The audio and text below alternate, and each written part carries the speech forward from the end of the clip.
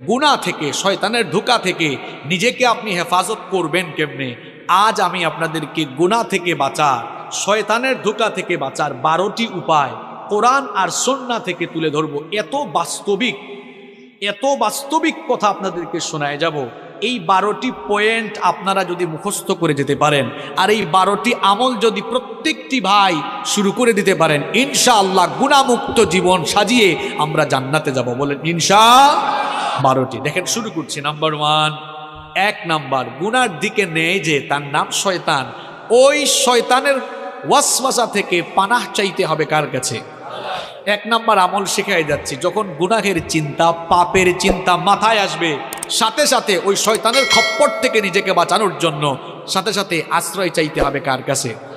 কারণ শয়তান এমন জিনিস, তারে মোকাবেলার জন্য পৃথিবীতে কোনো যন্ত্র আসে নাই, কিয়ামত পর্যন্ত আসবে না। আপনি গুলি, বোমা, রকেট কি দিয়া শয়তানরে মোকাবেলা করবেন? কিচ্ছু দিয়ে পারবেন না। এমনকি আমেরিকার প্রেসিডেন্ট জো বাইডেন, রাশিয়ার প্রেসিডেন্ট পুতিন, তারাও শয়তানরে মোকাবেলা করতে পারবে না। শয়তানের মোকাবেলায় তারাও দুর্বল, বরং উল্টা শয়তান আরও তাদেরকে দিয়ে শয়তানি করাইতে পারবে। কারণ শয়তানকে আল্লাহ এমন পাওয়ার দিয়েছেন, আপনার শরীরের শিরায় শিরায় সে বিচরণ করার ক্ষমতা রাখে। এই শয়তান আপনাকে গুনাহের চিন্তা মাথায় এনে দিবে, পাপের চিন্তা মাথায় এনে দিবে। এজন্য শয়তানের ধোঁকা থেকে, গুনাহ থেকে বাঁচার জন্য প্রথম আমল করবেন, যখনই গুনাহের চিন্তা মাথায় আসবে, পাপের চিন্তা মাথায় চলে আসবে, আশ্রয় চাইবেন কার কাছে? এই আমলটা আমি আপনাদেরকে শিখাচ্ছি না।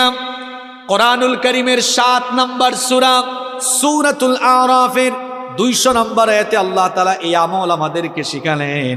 আল্লাহ তাআলা বললেন, ওয়া ইম্মা ইয়ানজাগান্নাকা মিনাশ শাইতানি নাযগুন ফাস্তাইয বিল্লাহ ইন্নাহু সামিউন আলীম। আল্লাহ তাআলা বলছেন, আর শয়তানের প্ররোচনা যখন তোমাকে প্ররোচিত করবে, সাথে সাথে তুমি আল্লাহর কাছে আশ্রয় চাও। প্রশ্ন হলো, আল্লাহর কাছে আমরা আশ্রয় চাইব কিভাবে? এবার সে যদি ইস্তেআযা অর্থাৎ তাআউযুদ পাঠ করে নেয়, অর্থাৎ আউযু বিল্লাহি মিনাশ শাইতানির রাজিম, সে যদি ইস্তেআযা পাঠ করে বিতাড়িত শয়তান থেকে আল্লাহর কাছে পানা চায়, শয়তান থেকে পানা দেওয়া পৃথিবীর কোনো ক্ষমতাসীন মানুষ পারবে না, কোনো শক্তিশালী মানুষ পারবে না, যোদ্ধা পারবে না, পৃথিবীর কোনো সেনাবাহিনীও পারবে না। শয়তান থেকে আপনাকে কেবল একজনই বাঁচাতে পারে, সবাই বলেন তিনি কি? 2 নম্বর আমল, গুনাহ থেকে বাঁচার জন্য, পাপ থেকে বাঁচার জন্য, গুনাহের চিন্তা মাথায় আসলেই একজনের কথা দিলে স্মরণ করবেন, একজনকে ভয় করবেন সাথে সাথে। তিনি কি? তিনি কি? কোরআনুল কারীমের 7 নম্বর সূরা, সূরাতুল আরাফের 201 নম্বর আয়াতে আল্লাহ তাআলা বলছেন, ইন্নাল্লাযীনা তাকাউ ইযা মাসসাহুম তাইফুম মিনাশ শাইতানি তাযাক্কারু ফাইযা হুম মুবসিরুন। আল্লাহ তাআলা বলছেন, নিশ্চয়ই যারা তাকওয়া অবলম্বন করে, নিশ্চয়ই যারা আল্লাহকে ভয় করে, শয়তানের প্ররোচনা যখন তাদেরকে স্পর্শ করে, শয়তান যখনই তাদেরকে ধোঁকা দিতে চায়, তখন তারা গুনাহ থেকে বাঁচার জন্য একজনের কথা স্মরণ করে, একজনের কথা স্মরণ করে, তাকেই ভয় করে। তিনি কি? আল্লাহর ভয় যার অন্তরে আছে, সে কখনো বিপদগামী হতে পারে।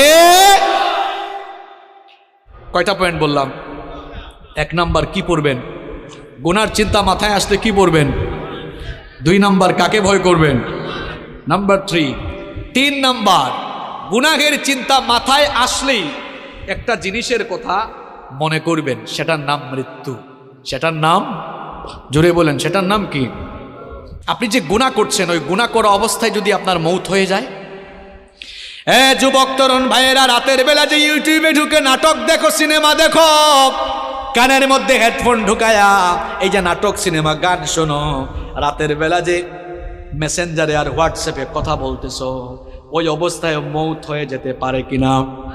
আসতে বলবেন না, জোরে বলেন, মৌত হতে পারে কিনা? এই অবস্থায় যদি মৌত হয়ে যায় কি হবে?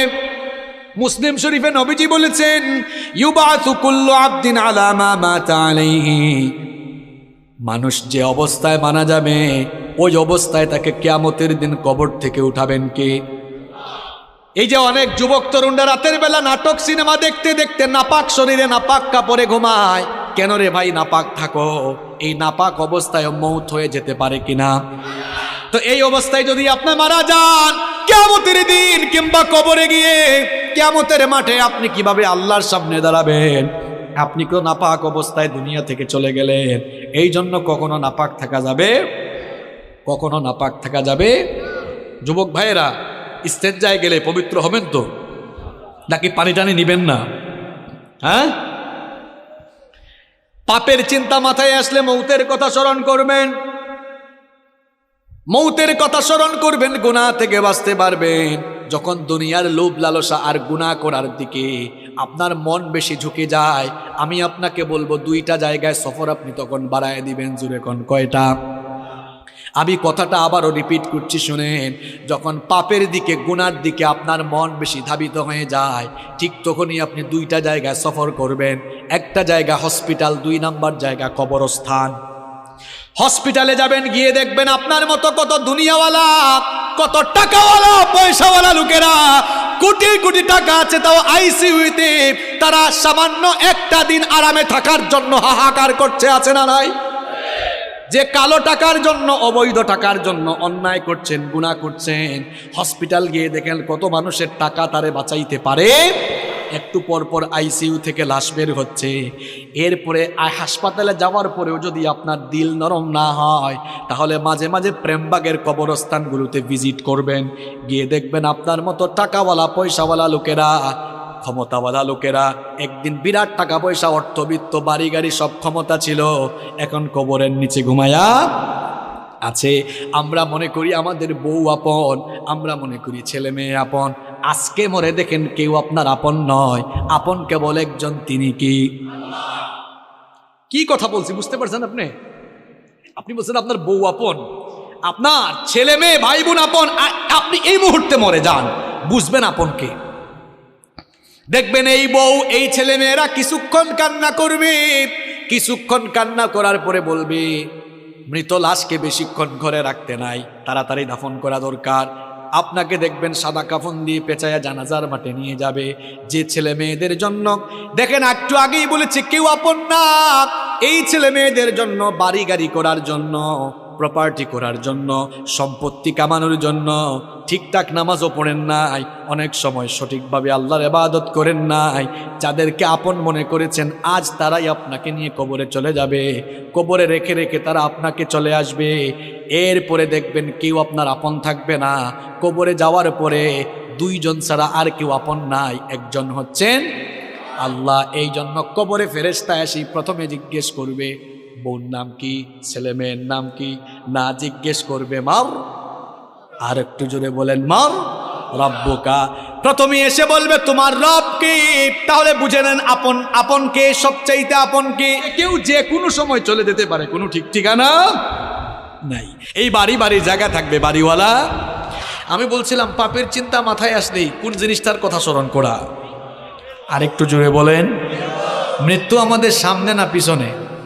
না, এটা ভুল। মৃত্যু সামনে নয়, মৃত্যু পেছনে। কবর হলো সামনে, মৃত্যু পেছনে, কবর সামনে। আমার প্রিয় ভাইরা, যখনই কোনো গুনার চিন্তা মাথায় আসবে সাথে সাথে মৌতের কথা স্মরণ করবেন। আমি যদি এই গুনাহ করতে করতে মারা যাই, মরে যেতে পারি কিনা, মরে যেতে পারি কিনা। এই মৃত্যুর কথা স্মরণ করলে দেখবেন আপনি গুনাহের কাজ থেকে, পাপের কাজ থেকে নিজেকে আপনি হেফাজত করে রাখতে পারবেন ইনশাআল্লাহ। কষ্ট হচ্ছে না তো?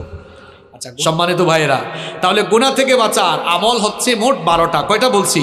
3টা। 1 নাম্বার আশ্রয় চাইবেন কার কাছে, 2 নাম্বার ভয় করবেন কারে, 3 নাম্বার কোন জিনিসের কথা স্মরণ করবেন, 4 নাম্বার গুনাহ থেকে বাঁচতে হলে নিজেকে নফসের গোলাম বানানো যাবে, নফসের গোলাম নিজেকে বানানো যাবে না। কারণ নফস মানুষকে পাপের দিকে ধাবিত করে। আর নফস হলো 3 প্রকার। নফস কয় প্রকার? জোরে বলেন কয় প্রকার? আরো জোরে, কয় প্রকার? 1 নাম্বার নফসে আম্মারা, 2 নাম্বার নফসে লাওয়ামা, 3 নাম্বার নফসে মুতমাইন্না। আবারও বলি, মুখস্থ করে ফেলেন। 1 নাম্বার নফসে আম্মারা, 2 নাম্বার নফসে লাওয়ামা, তিন নাম্বার নফসে মুতমা ইন্না। আমি বানায় বলছি, তিন প্রকার নফসের কথা কোরআনে আছে। কোথায় আছে দেখায় দিই। এক নম্বর নফসে আম্মারা।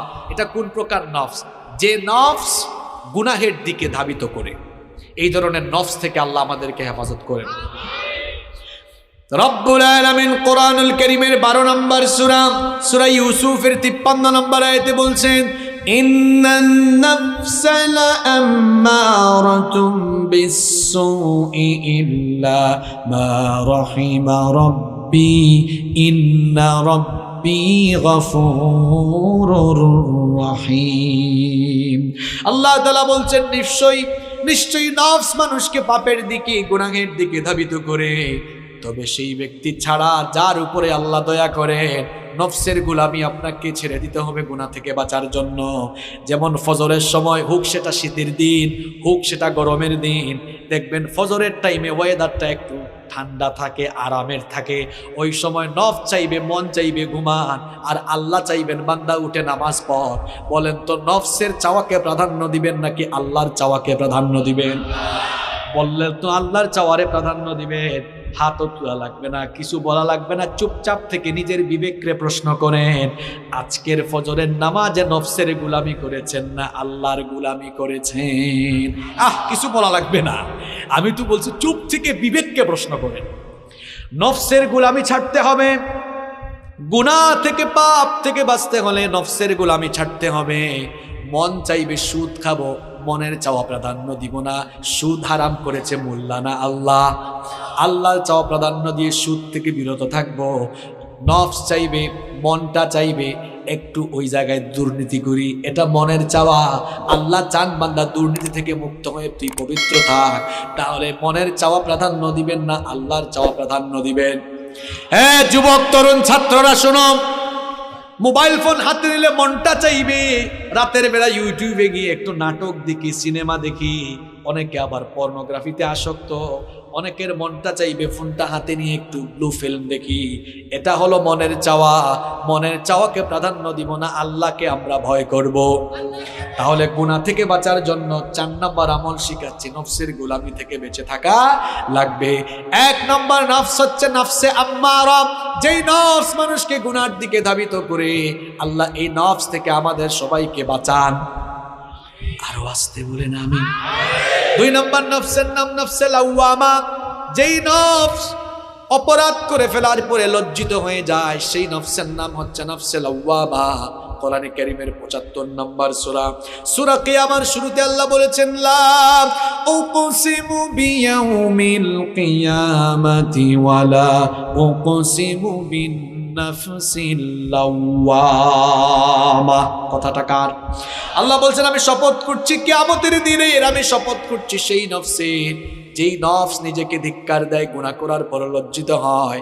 আল্লাহ এমন নফস আমাদের সবাইকে দান করো, জুড়ে বলেন আমিন। 3 নম্বর নফসের নাম নফসে মুতমাইন্না। নফসে মুতমাইন্না হচ্ছে এমন নফস, যেই নফস সব সময় আল্লাহর আনুগত্যের পথে পরিচালিত হয়, যেই নফস সব সময় আল্লাহর গোলামি করে সন্তুষ্ট থাকে। এই নফস আল্লাহ সবাইরে দান করেন, বলেন আমিন। এই রকম নফস যাদের, এই রকম নফস আছে যাদের, সফল কাম হয়ে যাবে তারা, এরা মারা যাওয়ার পর এদের রূহ যখন জিবরিল আমিন কবজ করবেন, তখন এই সকল লোকদেরকে বলা হবে, ইয়া আইয়াতুহান নাফসুল মুতমাইন্নাতু রুজিই ইলা রাব্বিকি রাদিয়াতাম মারদিয়া ফাদখুলি ফি ইবাদি ওয়াদখুলি জান্নাতি। বলা হবে, হে প্রশান্ত আত্মা, তোমার রবের সন্তুষ্টির দিকে বের হয়ে আসো, আল্লাহর নেককার বান্দাদের শামিল হয়ে আল্লাহর জান্নাতে তুমি দাখিল হয়ে যাও। তাহলে গুনাহ থেকে বাঁচার জন্য নফসের গোলামি করা যাবে না, নফসের চাওয়াকে প্রাধান্য দেওয়া যাবে না। যার গোলামি এবং যার চাওয়া প্রাধান্য দিতে হবে তিনি কি? যদি এমন নফস, যদি আপনি নিজেকে আল্লাহর গোলামির পথে পরিচালনা করতে পারেন, নফসের গোলাম না হয়ে যদি আল্লাহর গোলাম হতে পারেন, দেখেন আল্লাহ আপনাকে সুসংবাদ দিয়ে কি বলছেন, ওয়া আম্মা মান খাফা মাকামা রাব্বিহি ربه ونهى النفس عن الهوى فإن الجنة هي المأوى আল্লাহ তাআলা বলছেন আর যারা আল্লাহর সামনে হাজির হওয়াকে ভয় করে নিজেদের নফসকে কুপ্রবৃত্তি থেকে যারা বিরত রাখে, এই রকম নিজেদেরকে নফসের গোলামি থেকে বাঁচিয়ে রাখবে যারা, আল্লাহর জান্নাতের অধিবাসী হয়ে যাবে তারা। আর আসতে বলেন সুবহানাল্লাহ। তাহলে গুনাহ থেকে বাঁচার জন্য 4 নাম্বার আমল, নফসের গোলাম হবেন না, আল্লাহর গোলাম হবেন। মন যা চাইবে তা করা যাবে, মনের চাওয়া প্রাধান্য দিব না, যার চাওয়া প্রাধান্য দিব, যার হুকুম মতো জীবন চালাবো তিনি কে? আল্লাহ। 5 নাম্বার, গুনাহ থেকে বাঁচতে হলে একা থাকবেন না, একা একা থাকবেন না, নিঃসঙ্গ থাকবেন না। ওই যে প্রবাদ আছে না, অলস মস্তিষ্ক শয়তানের কারখানা। যুবকরা কখনো একা থাকবা না ভাই, রুমের ভিতর একা থাকলেই শয়তান ধরবে। আমি প্রথমে আমার বাবাদেরকে শ্রদ্ধার সাথে কিছু কথা বলি, মহিলা প্যান্ডেল থেকে আমার মায়েরা শুনছেন, ভাই শুনেন, কথাগুলো শুনেন, আপনার ছেলে মেয়ের জন্য কাজে লাগবে। যাদের ছেলে মেয়ে আছে, কখনো আপনার ছেলেকে বা আপনার মেয়েকে বিয়ের আগে একা রুমে ঘুমাইতে দিবেন না। বলবেন হুজুর এদেরকে কি আমরা কুলে নিয়ে ঘুমাবো মানে কি? না, প্রাপ্তবয়স্ক হওয়ার পরে যদি আপনার একাধিক ছেলে মেয়ে থাকে, এক রুমে 2 ছেলের 2টা সিঙ্গেল বেড দেন। কারণ 2 জন এক রুমে থাকলে তখন রাতের বেলা ফোন হাতে থাকলেও একজনের লজ্জায় আরেকজন কোনো অবৈধ বা খারাপ পথে যাওয়ার সম্ভাবনা থাকবে না। মেয়েদেরকেও ঠিক, 2-3টা মেয়ে থাকলে এক রুমে 2টা দেন, সিঙ্গেল সিঙ্গেল করে। এখন বলবেন হুজুর আমার তো 1 ছেলে 1 মেয়ে, আমি কি করব? ভাই আপনার জন্য আমার পরামর্শ আছে। আপনার 1 ছেলে 1 মেয়ে, বলবেন এই রাতে ঘুমানোর সময় দরজা লাগাইতে পারবি না, দরজা খুলে ঘুমা, দরজা খুলে থাক, পর্দা টেনে রাখ। দরজা খোলা থাকলে সেও ফোন হাতে নিয়ে আবুল তাবুল কাজ করতে চাইবে না। এই কোন সময় যদি আব্বু সাউন্ড শুনে চলে আসে, ভয় আছে না নাই? তার মানে কি ফোন থেকে দূরে থাকবেন? আরে ভাই, প্রত্যেকটা জিনিসের পজিটিভ নেগেটিভ আছে, নেগেটিভ গুলা বর্জন করে পজিটিভ গুলা। এই যে ক্যামেরা, এটা দিয়া মুভি, নাটক, সিনেমার শুটিং করা হয়, আবার এখানে মাহফিলে ওয়াজও রেকর্ড করা হচ্ছে। এক জিনিস দিয়ে 2 কাম করা যায় কি যায় না? তা আপনি খারাপ জিনিস করবেন না ভালোটা করবেন? সিদ্ধান্ত নিতে হবে কাকে? আপনাকে। সিদ্ধান্ত নিতে হবে কাকে? গুনাহ থেকে বাঁচা থাকার জন্য 7 নম্বর আমল হলো ইন্টারনেট এবং তথ্য প্রযুক্তির অপব্যবহার থেকে নিজেকে বাঁচিয়ে রাখতে হবে। যুবক তরুণ ভাইয়েরা, ইন্টারনেট আর তথ্য প্রযুক্তির অপব্যবহারের কারণে আজ আমার কলিজার টুকরা যুবক তরুণ ছাত্র ভাইদের যৌবন নষ্ট হয়ে যাচ্ছে। আমার কলিজার টুকরা ভাইয়েরা, দরদ মাখা ভাষায় বলে যাচ্ছি, মনে রেখো, রাতের বেলা হাতে ফোন আছে, ইন্টারনেট আর তথ্য প্রযুক্তির অপব্যবহার করে তুমি যদি খারাপ কিছু দেখতে চাও, হয়তো ভাবতেছো আমাকে তো আব্বু আম্মু দেখে না, ভাই বোন কেউ দেখে না, কিন্তু একজন তো সবই দেখেন, তিনি কে? আর যারা নামাজও পড়ে, দেখবেন অনেক মানুষ আছে নামাজ পড়ে, রোজা রাখে, ভালো ভালো কাজ করে, আবার একা একা হয়ে গেলে গোপনে গোপনে হারাম কাজে লিপ্ত হয়। আছে না নাই? আল্লাহর নবীর একটা হাদিস আমার মনে পড়ে গেল। নবীজি বলছেন, তুমি তোমার পরিবারের লোকদের সামনে অন্যায় কাজ, পাপের কাজ করতে যেমন লজ্জা পাও, তুমি যদি তোমার পরিবারের কারো সামনে পাপ করতে লজ্জা পাও, তোমার আল্লাহর সামনে গুনাহ করতে তোমার কি কোনো লজ্জা লাগে না? কারণ আল্লাহ বান্দার সব কিছু দেখেন কিনা? জোরে বলেন, দেখেন কিনা? খুব ভয়ঙ্কর একটা হাদিস আমার মনে পড়লো, শুনেন ভাইরা, কান লাগান। একদিন নবীজি সাহাবীদেরকে বললেন, আমার সাহাবীরা শোনো, আমার উম্মতের কিছু মানুষ কিয়ামতের দিন তিহামা নামক বিখ্যাত শুভ্র পর্বতমালার সমান আমল নিয়ে হাজির হবে। সহজ বাংলায় বলতেছি, বুঝেন। নবীজি বলতেছেন, কিয়ামতের দিন পাহাড়ের সমপরিমাণ আমল নিয়ে কিছু মানুষ হাজির হবে।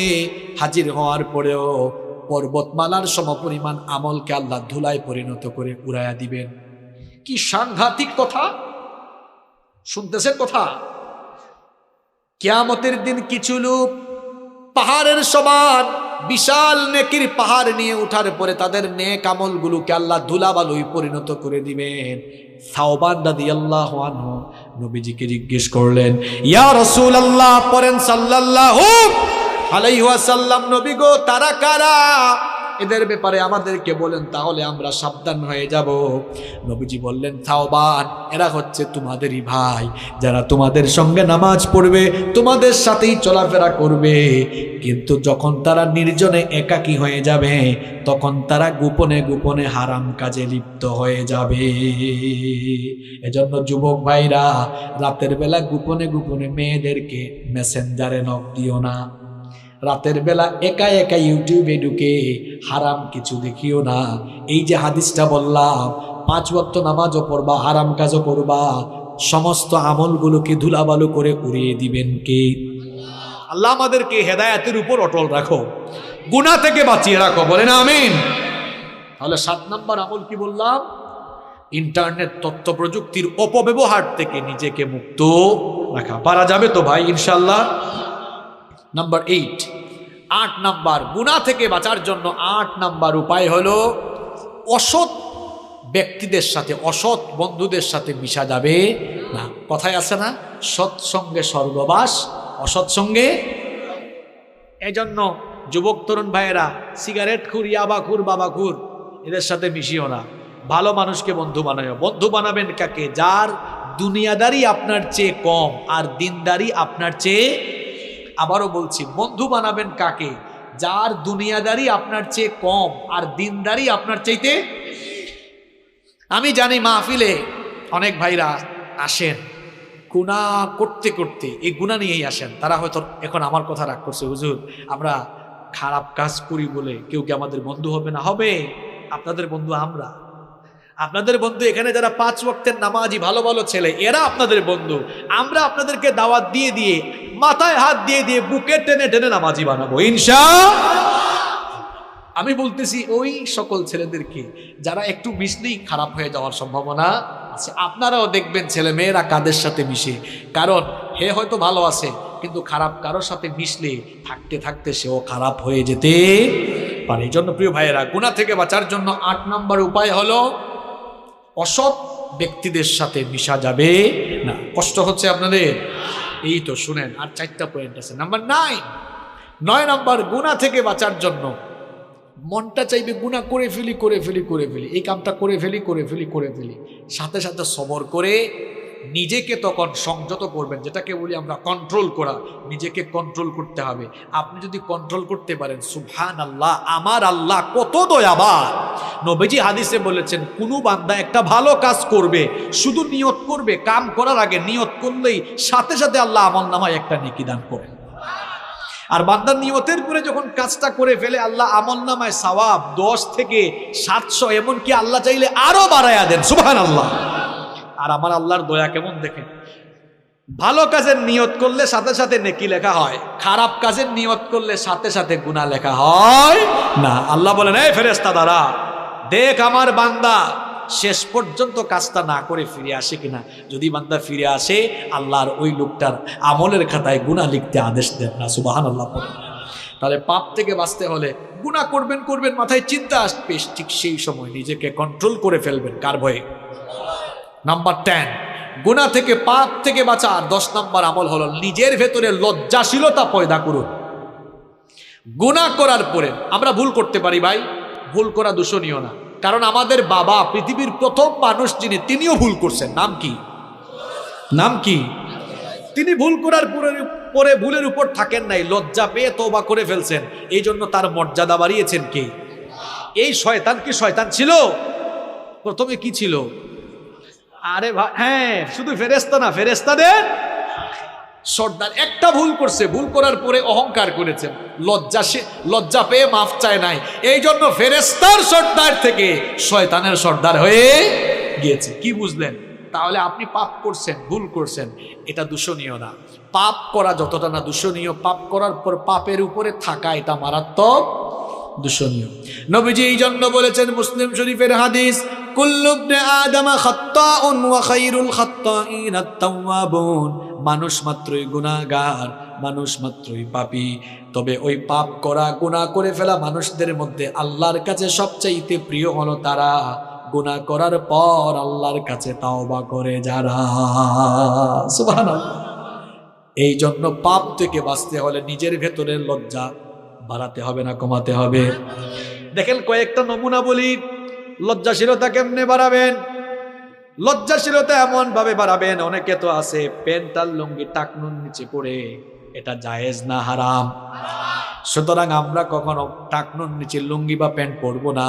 এই গুনাহটা করতে যেন লজ্জা লাগে, কারণ বান্দা মুমিন কখনো গুনাহের কাজ করতে পারে না। এমন কাজ যারা করেন, শুনেন নবীজি বলেছেন কিয়ামতের দিন আল্লাহ তাআলা ওই লোকটার দিকে তাকাবেন না, তার সঙ্গে আল্লাহ কথা বলবেন না, তাকে আল্লাহ পবিত্র করবেন না, তাকে আল্লাহ জাহান্নাম থেকেও বাঁচাবেন না। চারটা কথা বলেছি, আবারও শুনেন। নবীজি বলেছেন কিয়ামতের দিন আল্লাহ ওই ব্যক্তির দিকে তাকাবেন না, তার সঙ্গে আল্লাহ কথা বলবেন না। 3 নাম্বার, আল্লাহ তাকে পবিত্র করবেন না। 4 নাম্বার, আল্লাহ তাকে জাহান্নাম থেকেও মুক্তি দিবেন না। সাহাবীরা বললেন, নবী গো কার কথা বলছেন? নবীজি তখন বললেন, যারা টাকনুর নিচে কাপড় ঝোলায়া হাঁটে। কই হুজুর, টাকনুর উপরে পড়তে কেমন জানি আনস্মার্ট আর খেত খেত লাগে। আরে ভাই, টাকনুর উপরে তো আমরা জুব্বা পরি, পায়জামাও পরি, দেশে বিদেশে ঘুরি, আজ পর্যন্ত কেউ আমাদেরকে আনস্মার্টও বলে নাই, খ্যাতও বলে নাই। বরং নবীর সুন্নত মানে যারা দুনিয়ায় সবচেয়ে স্মার্ট হলো তারা। এজন্য যুবক ভাইরা, নবীর সুন্নত মানা যাবে তো?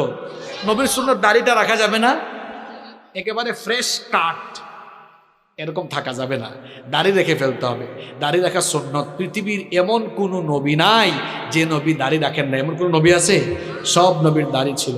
দাড়ি রাখবেন, চেহারার উজ্জ্বলতা বাড়ায় দিবেন কে? সবগুলো সুন্নত মানবেন, কোনো গুনাহ করা যাবে না। নিজেদের ঘরের মহিলাদেরকে পর্দায় রাখা লাগবে, কারণ পর্দার বিধানটা মোল্লার না আল্লাহর। অনেক বোনেরা আছে, যেহেতু মা বোনরা আসছে, এদের ব্যাপারে তো কিছু বলা দরকার। এখন আবার অনেকে আছে বুরখা পরে তারপরে চেহারা টেহারা খুলে বের হয়, আছে না নাই? চেহারাটা হলো সৌন্দর্যের দেহের রাজধানী। চেহারার দিকে তাকালেই কে কেমন সেটা বোঝা যায়। এখন কিছু আধুনিক যুগের ফ্যাশনেবল নারী আছে, বুরখা পরে আবার লিপস্টিক দিয়া মেকআপ ছাড়া বের হয়ে, আছে না নাই? তো এরকম বের হইতে আপনারা কে বলছে? এরকম ফাইজলামি করতে কে বলছে? আবার অনেকে আছে বুরখা পরে খুব অ্যাট্রাকটিভ আর টাইট ফিট বুরখা, অবশ্য যশোরে নাই।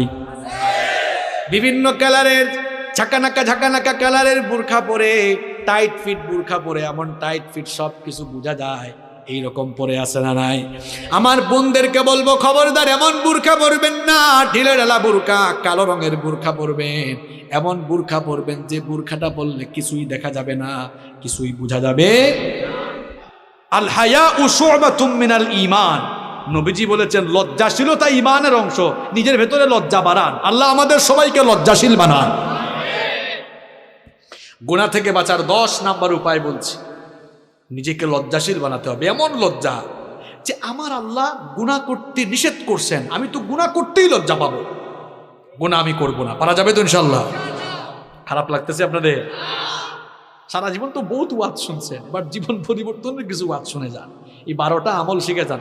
নাম্বার 11, পাপ থেকে গুনাহ থেকে বাঁচার 11 নাম্বার উপায় হলো খারাপ চিন্তা বাদ দিয়ে বেশি বেশি ভালো চিন্তা করবেন। কারে মারবেন? খালি এরে মারবেন, তারে মারবেন, এদিকে টাকা মারবেন, ওইদিকে সম্পদ মারবেন, এইসব চিন্তা বাদ দেন। চিন্তা, ভালো চিন্তা বাড়ান, যে আমি আজ ফজরের নামাজ জামাতে আদায় করব। ভালো চিন্তা না খারাপ চিন্তা?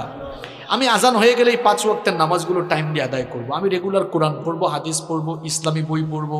আমি মানুষদেরকে যথাসাধ্য সহযোগিতা করব, সামাজিক কাজ করব, দান করব, সদকা করব। আমার যে সকল ভাইয়েরা অভাবী আছে তাদের পাশে দাঁড়াবো। মানে ভালো ভালো চিন্তা করেন। যত বেশি ভালো চিন্তা করবেন, তত আপনি খারাপ চিন্তা থেকে মুক্ত হয়ে গুনাহ থেকে নিজেকে বাঁচিয়ে রাখতে পারবেন। পারা যাবে ইনশাআল্লাহ। নাম্বার 12 এবং সর্বশেষ হচ্ছে, গুনাহ থেকে বাঁচার জন্য তাওবা ইস্তেগফারের অভ্যাস গড়ে তুলেন।